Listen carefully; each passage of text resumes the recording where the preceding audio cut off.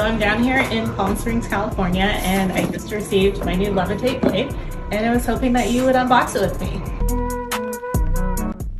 So inside the box there was the beautiful running blade, and Levitate was also kind enough to include 2 grips for me to try as well.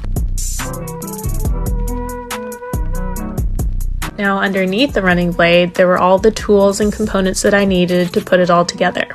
So as you can see here, this is everything that comes in the box, and it's supposed to attach right to my regular socket. So we're going to see just how easy it is to put together.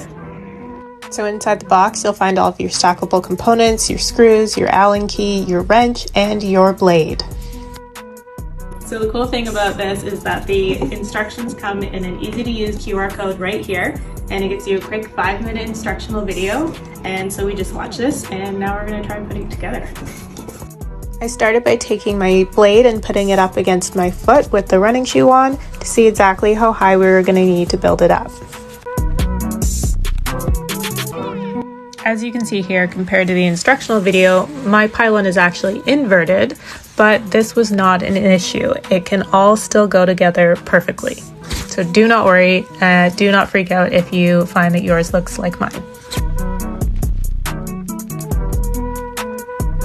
Because I am 5'10", I had to use these 4 pieces put together to make my blade about the same, if not slightly higher than my regular foot with the running shoe on it.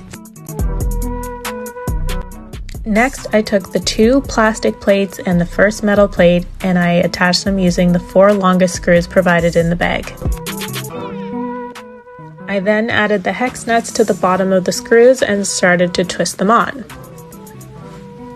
You'll notice that they only go so far at this point, which is why they include the wrench. Now I did find getting some assistance with this part very helpful, so my husband held the Allen key up top while I used the wrench to really screw the hex nuts to the base of the screw.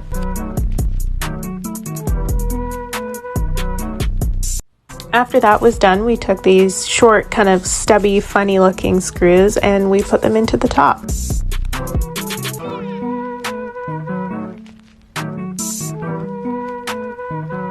These funny little screws keep the next pylon in place, so we just pop that on there and we tighten them on.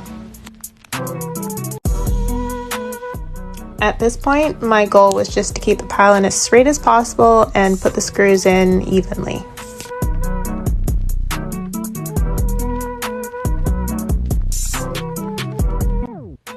Then we added some more funny screws to the top of the pylon.